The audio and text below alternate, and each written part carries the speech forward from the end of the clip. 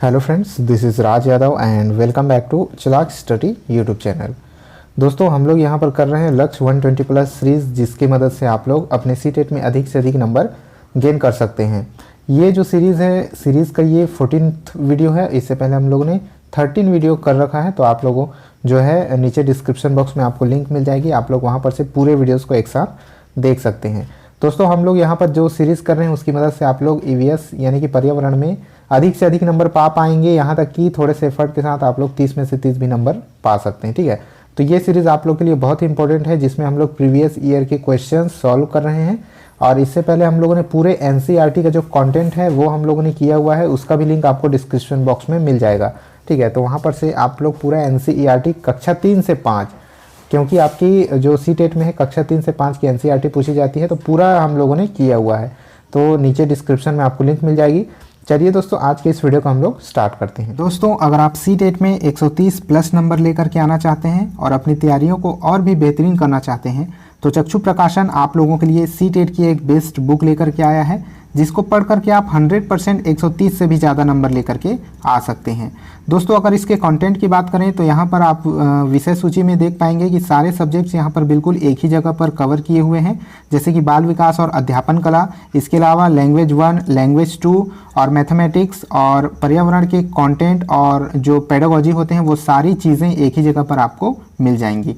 इसके other book की बात करें तो सेपरेट बुक आपको अगर लेना है तो बाल विकास एवं शिक्षा शास्त्र है, हिंदी, संस्कृत, इंग्लिश, पर्यावरण, मैथमेटिक्स के आपको सेपरेट बुक मिल जाएंगे। और इसके अलावा सीटेट के जो प्रैक्टिस सेट्स होते हैं वो भी आपको इस पब्लिकेशन से अवेलेबल हो जाएंगे। दोस्तों, अगर आप ऑनलाइन ऑर्डर करना चाहते हैं तो यहाँ पर देख पाएंगे इसको फ्लिपकार्ट, अमेजॉन और स्नैपडील से आप ऑनलाइन ऑर्डर कर सकते हैं। डिस्क्रिप्शन बॉक्स में आपको लिंक मिल जाएगी, वहाँ पर से सीधे आप क्लिक करके अपने बुक को ऑर्डर कर सकते हैं। आगे बढ़ने से पहले टेलीग्राम चैनल जरूर ज्वाइन कर लीजिएगा। वहाँ पर आपको इम्पोर्टेंट पीडीएफ वहाँ पर मैं अपलोड करता रहता हूँ, तो वहाँ पर से आप डायरेक्ट डाउनलोड कर सकते हैं। इसके अलावा आप चाहें तो इंस्टाग्राम पर भी मुझे फॉलो कर सकते हैं। वहाँ पर अगर आपकी कोई समस्या है तो आप मुझे डायरेक्ट डीएम भी कर सकेंगे। तो चलिए देखते हैं आज का पहला क्वेश्चन। यहाँ पर पहला क्वेश्चन दोस्तों पूछा गया है कि उसे चुनिए जो अन्यों से भिन्न है। आपको ये 4 चीज़ें दी गई हैं, 4 ऑप्शन दिए गए हैं, आपको इनमें से सबसे अलग को चुनना है। ऑप्शन है आपके ग्रीस, पेट्रोल, कोयला या फिर पैराफिन, मोम। ठीक है, 4 ऑप्शन हैं और इन चारों चीज़ों में से आपको उस चीज़ को चुनना है जो बाकी 3 से अलग है। तो वीडियो को पॉज करते हुए अपना आंसर बनाते हुए चलिएगा। ठीक है, तो यहाँ पर इस क्वेश्चन का जो राइट आंसर होगा वो हो जाएगा ऑप्शन नंबर 2, यानी कि पेट्रोल यहाँ पर आपका राइट आंसर हो जाएगा। तो पेट्रोल यहाँ पर राइट आंसर हो जाएगा। आगे बढ़ते हैं क्वेश्चन नंबर 2। क्वेश्चन नंबर 2 है दोस्तों, बिहार के गाँवों में बहुत से किसान अतिरिक्त धन कमाने के लिए मधुमक्खी पालकर शहद एकत्रित करने का कार्य करते हैं। बिहार के गांवों में मधुमक्खी पालन करने का सबसे अच्छा समय है।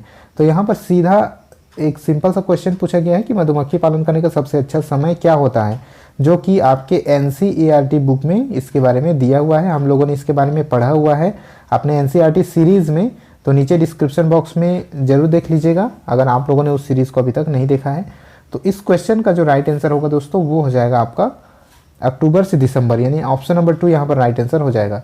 तो मधुमक्खी पालन का सबसे अच्छा समय होता है अक्टूबर से दिसंबर। आगे बढ़ते हैं और देखते हैं क्वेश्चन नंबर 3।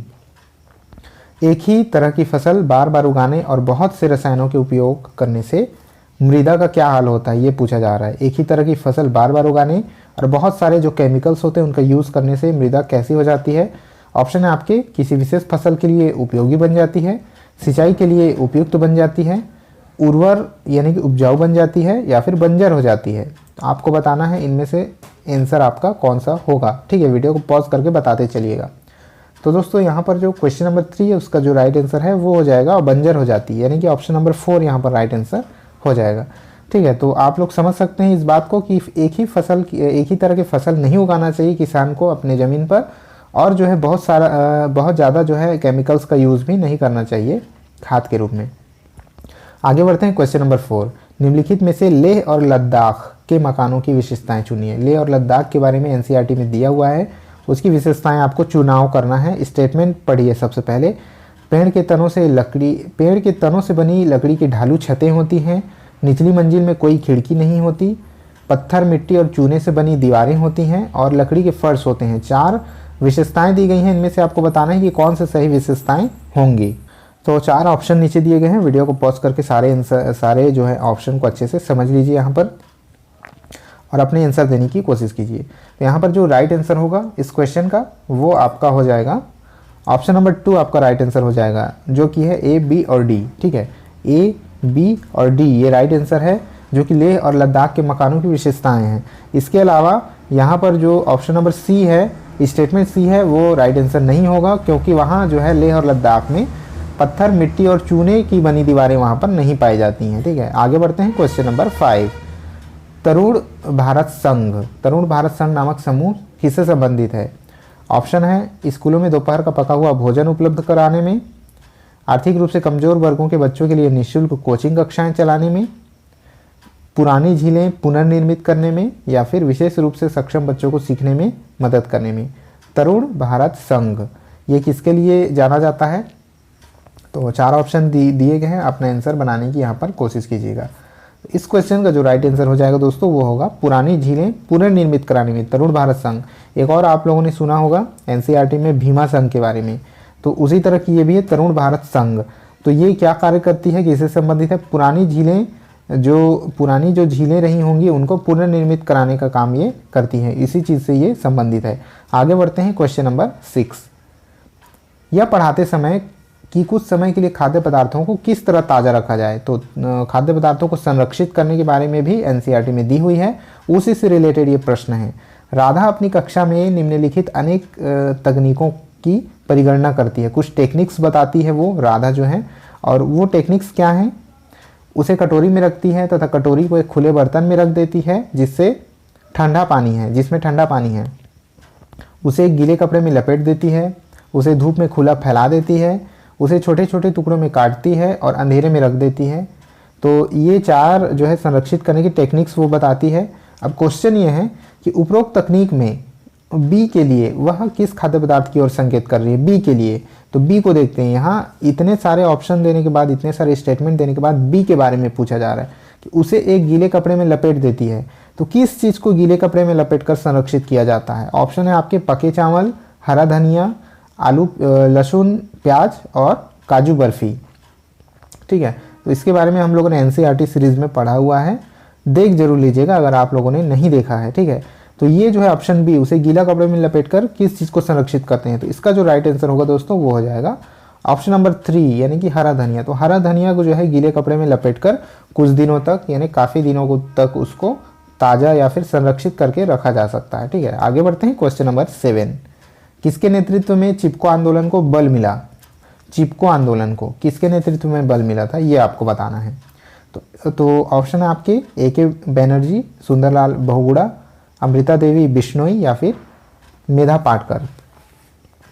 तो इसका आंसर देने की कोशिश कीजिएगा जरूर। इस क्वेश्चन का जो दोस्तों जो राइट आंसर होगा वो हो जाएगा सुंदरलाल बहुगुणा, यानी ऑप्शन नंबर 2 यहाँ जो है राइट आंसर हो जाएगा। आगे बढ़ते हैं क्वेश्चन नंबर 8।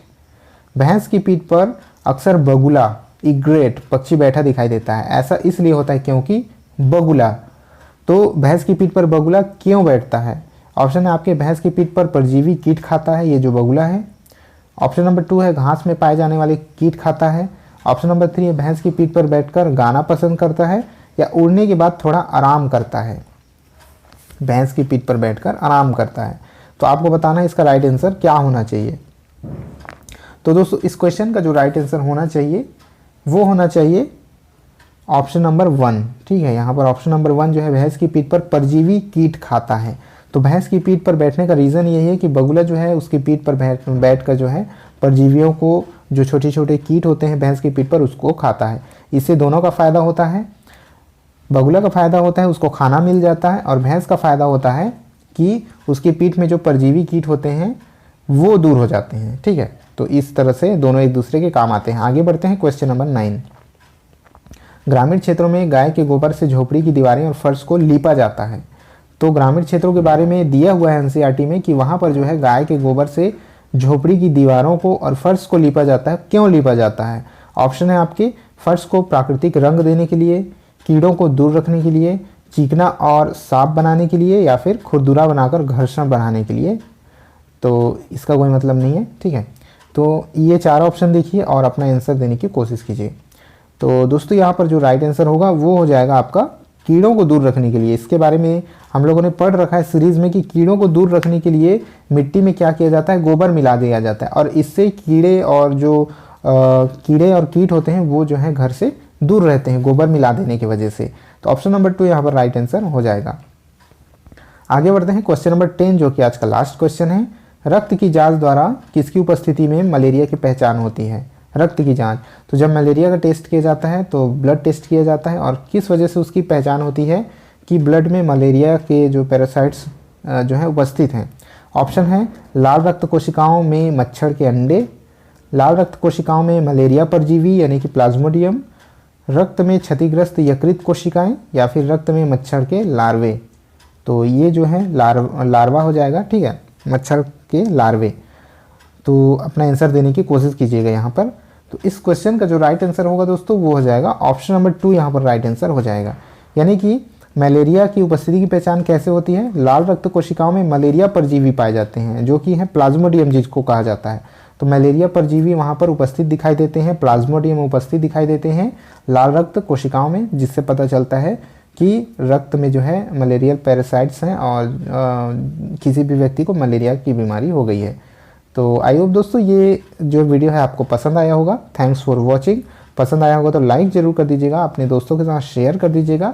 चैनल पर नए हैं तो एक बार सब्सक्राइब जरूर कर लीजिएगा, क्योंकि इस चैनल पर आप लोगों की तैयारियों से रिलेटेड वीडियोस रेगुलर अपलोड होते रहते हैं। तो चलिए ठीक है, इस वीडियो में इतना ही था। मिलते हैं नेक्स्ट वीडियो में, तब तक के लिए जय हिंद।